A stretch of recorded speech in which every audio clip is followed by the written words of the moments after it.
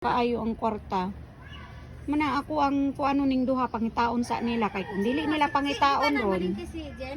Malingki niya akong giingnan dala ang kwarta pag abot sa bangkiruhan. Wala na niya nahatag sa kuha. Nga na ba siya ang ginabilin di niya diha. Ingon ganin siya sa kuha nabilin daw niya dire. Kasagaran man to siya kay di ba katungo na sa kalibo nabilin niya. Charo, ikaw, unsay kuha nimo ganiha kay di ba ning sulod ka diri tindahan? Sulod ko do. Kay akong gitan-aw diri o, gitan-aw na po diri sa ako ang. Nakitaan man akong sa kalibo Oh. nara man diha. Siya, kung dili gani siya ang mukuha kinsa man. Basig nahulog niya. Ingon siya, diri daw giputos daw niya silupin. Dusmel. Sila lang duha ang naa diri ganiha. Sila lang duha. Sila lang duha nya ingon si Jane, ulahi daw ning sulod si Ibeng.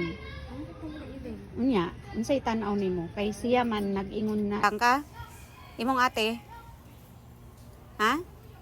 Paundang sads. So asa na mo paingon? Wala man dili. Si Jen, si Ibeng. Ang dili silang duha. Papilion ako kung siya akong papilion, dili pwede. Kinanglan akong mamili. Di na akong paundangon. Di siya ang danghag. Si Jen, si Ibeng di nagkuha, wala man siya nagkuha yata. Siya man ulahi sa CCTV. Saan man niya? Korta. Di ba? Siya no, siya nagkuha. Jen. Tanaw sa